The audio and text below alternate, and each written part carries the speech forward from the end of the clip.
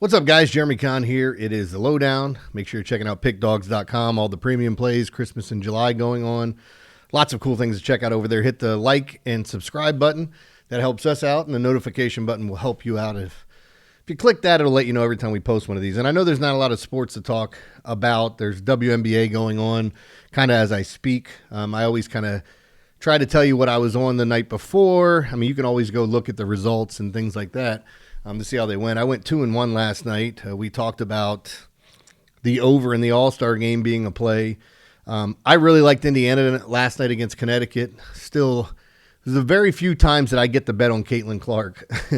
I've tried to find the right spots, and I really thought that was one where she was going to show out, and she got hurt again. The Fever won by like 8 or something, but they didn't come close to covering that spread. And then I had Los Angeles as an outright upset last night. So, yeah, and then with the All-Star game, you guys got to see the fireworks that went off. It was great hitting weather. We saw some home runs, and kind of cool to see that swing off. But one of the things I wanted to talk about today, so there's a lot of things that I'm kind of an open book. I talk about a lot of things that might be embarrassing to people, a lot of things that, I mean, it's hard to embarrass me, really. But when it comes down to it, mental health has been a big thing for me, and especially recently. I think it was, I want to say it was last March. Last March I had a suicide attempt, and it sucks to kind of admit that and say that, because of how things were going in my life. I had a former business partner steal my business. I had worked with a sports book here locally. It was supposed to be very, very good for me, like most money I've ever made in my life between the jobs I was doing.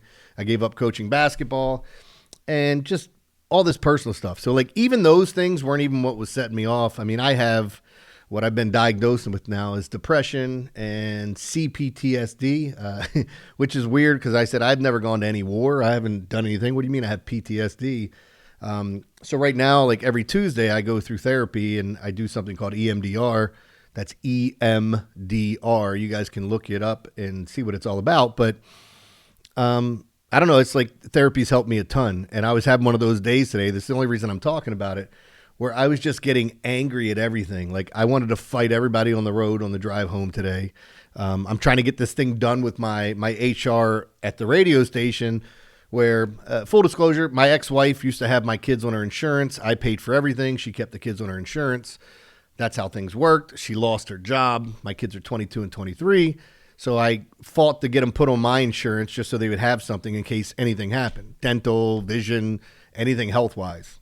And on top of it, my older son is in therapy as well, and he had to cancel his classes because he was going to be paying so much money out of pocket just to keep that thing going. So I set it up, and they made me jump through a million freaking hurdles to finally get it done. We get it done. And then now my ex-wife just got a new job and she has insurance and she put the kids on there so I can cancel this so I'm not paying an extra whatever. It's close to like $250 every paycheck. And like it's just weird because as I'm trying to do this, you think this would be something really simple. Nothing simple at our radio station because simply you have to go into an app. If you haven't changed your password, you got to remember what the password was from the last time. It's got to work. Then they send a signal to your phone. If you've ever changed phones, bought a new phone and didn't use the SIM card, now you got to have everything reprogrammed in it.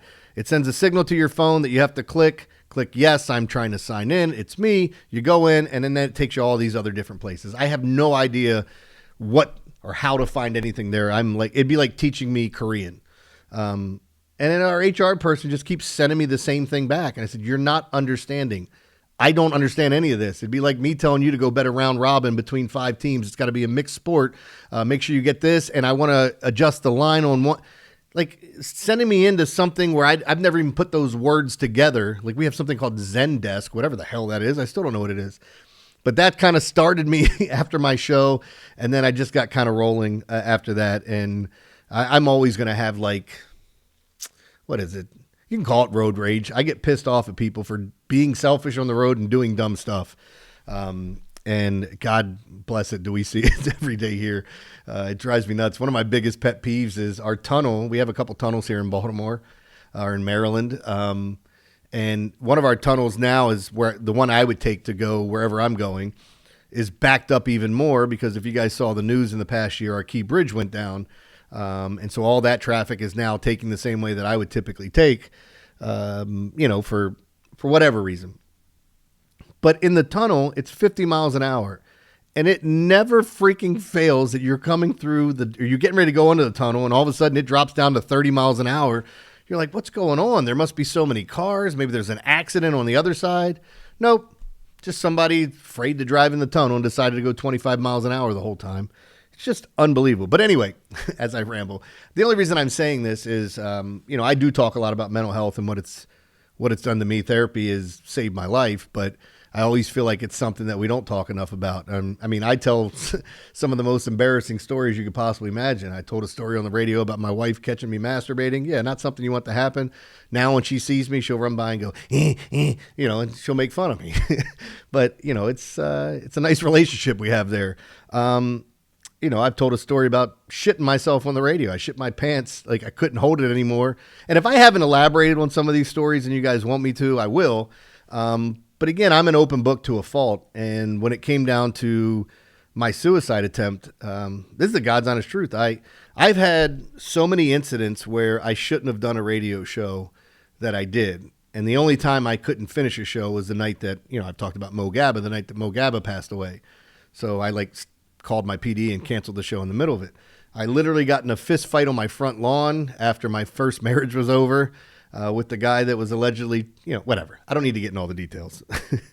And I did a radio show knowing that my marriage was over, not knowing where I was going to be living, how things were going to work, and literally just bawling my eyes out in commercial breaks. The shitting myself story is hilarious because I had a guy on that wrote a book, and I was doing a night show at a small station, and whatever I had for dinner just did not sit with me, and it was hitting me hard, and we had the final segment of the show. And I'm trying to get this guy out, and I'm like, hey, man, tell everybody about your book. And this guy went on like a 5-minute diatribe, and I just basically kicked my feet up like Jeff Daniels in Dumb and Dumber and just let it go. It was the most freeing thing ever until you got to wash your ass out in a sink. But, yeah, look, things are embarrassing. I do reads on the air for erectile dysfunction because I don't have a problem talking about any of that stuff. But I'd be lying if I said I wasn't initially embarrassed about the suicide attempt and then talking about it. And everybody goes, oh, you shouldn't be embarrassed. Well, look, until you go through something like that, it's kind of hard. I got to see how my family reacted after the fact.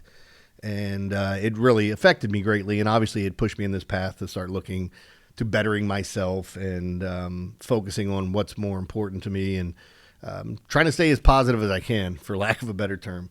But yeah, I talked about it on the radio and I got a ton of messages, outpouring. I'm even speaking on behalf of different organizations here in Maryland about it because it means something to me. But I didn't bring it up to try to get on this whole thing. There's not much to talk about sports wise. The home run derby sucked. The All-Star game, pretty cool the way it ended. But when it comes down to stuff like this, it's weird for me because when I hit 40, I kept saying whenever I stopped playing sports, I was a pretty good athlete. I don't pat myself on the back.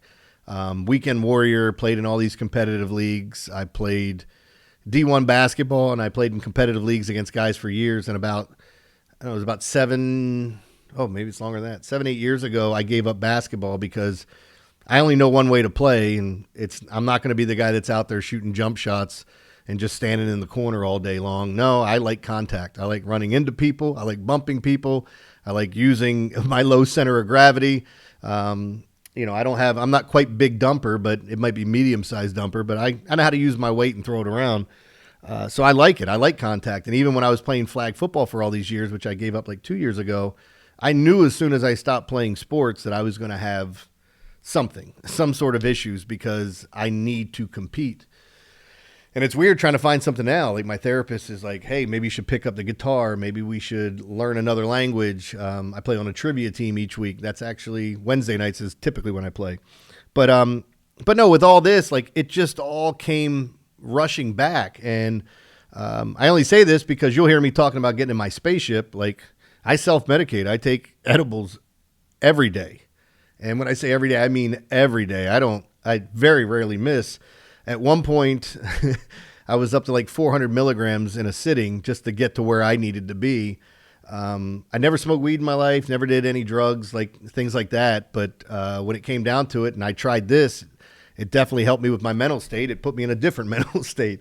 But yeah, like I found out too, when I was up to the 400 milligrams and almost eating an entire bag, it was, I'm going, man, this isn't affecting me the same way. And then I switched depression medication, and it must have been blocking a good portion of it or whatever, like causing each other to, causing one to knock out the other one or whatever.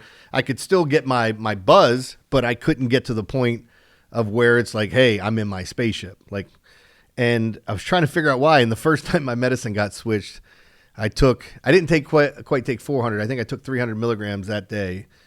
And I mean, I was on Queer Street for 2 days straight. I had no idea what was going on. I went back in the room, put the pillows over my head, tried to fall asleep. I'm like, this never affects me like this. What the hell's going on? And then it hit me. Now I got to find out what my actual limitations are and what my tolerance level is. But, so I pop usually about $1.20 a day. And, I found out at my dispo, that they have a point service where every dollar you spend, you get a point. And at one point, nobody told me about it. And I think I was about 8 months in, and somebody said, you want to use your points? And I'm like, what points? They said, well, you got about 18,000. So that meant I spent about $18,000 on edibles over an 8-month period of time. Cut back a little bit, but like, look, it's something I still do. And, more times than not, you can't even tell if I'm on it. So, but yeah, it's, I do think mental health is such a big thing to talk about, and men don't talk about it because it makes us less than, and don't be a sissy, get out there and rub some dirt on it. This is the first time in my life, like my body is completely broken down from playing sports over the years and not taking care of it.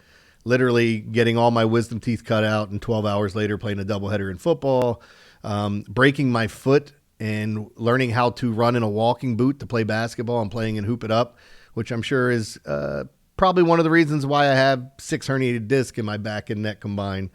But, with all those things being said, I was worried about the physical affecting me. And when all this mental stuff came back, I mean, you can't see it. I don't see an injury. And I'm one of those guys that hides it very well, self-deprecating.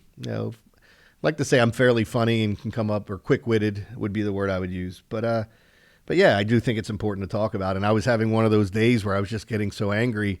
And I remember something Mark Maron said on one of the late night shows, where he's like, I got to remind myself, slow down. You're not in a hurry.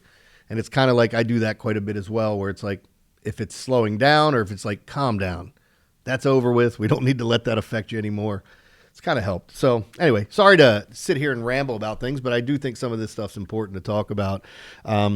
I know with my surgery coming up, it's something that I do have some anxiety towards. I got some blood work done the other day, and some things came back abnormal, and obviously worried about that until my doctor calls me and says, yeah, it's nothing to worry about. And then getting this surgery done and reading all the things that are going to happen about shaving down the inside of my throat, removing my tonsils, and there could be some neck or facial reconstruction that they might have to do depending on what the surgery causes, because I don't know, like neck could sink in or whatever. I'm not worried about any of that. I'm just saying it was weird to read that. But the other thing it said is that it could change the cadence of my voice. It could change my voice. And it could even get to the point where maybe it changes everything. Like even I mentioned my facial structure. So yeah, I got some anxiety about this damn thing. I want to get it over with, and I have no idea when I'll be able to talk. I have no idea how long I'm going to be on a liquid diet for. All I know is I'm going to lose 25 pounds, and then once I'm back to normal, I'll find that 25 really quickly. But yeah, so it's been a little nerve-wracking because, again, I could sit here and break my back and do my radio show.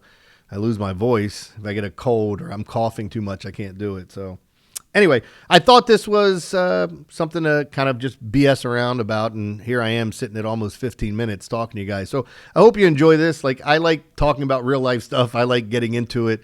As much as I like to laugh, I like to talk about the important things. And it's weird. At some point in my life, I started to realize what was really important to me and all those things that encompass who you want to be. So I focus on those things on a daily basis. That's why I'm honest to a fault. If I'm sucking with my picks, you're going to hear me say I'm sucking. Last week was a miserable baseball week for me because even when I had good days, people were buying the games that I lost. So like when you look at those things, obviously it can affect you moving one way or another. And you've heard some of the handicappers on the airwaves sit here and say, and I know Chris has said it, it's the same thing I go by. I try not to get too high, try not to get too low. Things are going bad. It's easy. It's way easier to let things go when you're too high. Like it's like, and I don't mean too high. I mean like you're on this win streak. It's easier to kind of go, okay, I don't want to get too big. I don't want to think I figured this out and just kind of pause. Than it is sometimes when you're on that losing streak and saying, okay, things are going to get better and try this power of positive thinking nonsense. And maybe it's not nonsense, but you get what I'm saying. I try to focus on more of the good things. And it's, I was that guy. If I had a night where I went 4-1, I couldn't stop talking about the one loss. And everybody, hey man, you just won a ton of money. Yeah, but it could have been so much more had this not happened. And I know a lot of you out there have been through that as well. So appreciate you guys listening to my TED Talk. I guess that's what this was. I'll be back tomorrow with a podcast about baseball. So it's going to be a lot of fun. We'll try to get as many podcasts out. As I tell everybody, you can follow me on Twitter at JConnSports, and that's CONN. If you guys had any questions about anything that I'm talking about, even if you wanted to talk about mental health, I'm wide open. I try to talk to as many people that reach out about it that they're willing to. So again, appreciate you guys watching. Be back with the Lowdown tomorrow with actual baseball games. It's going to be fun.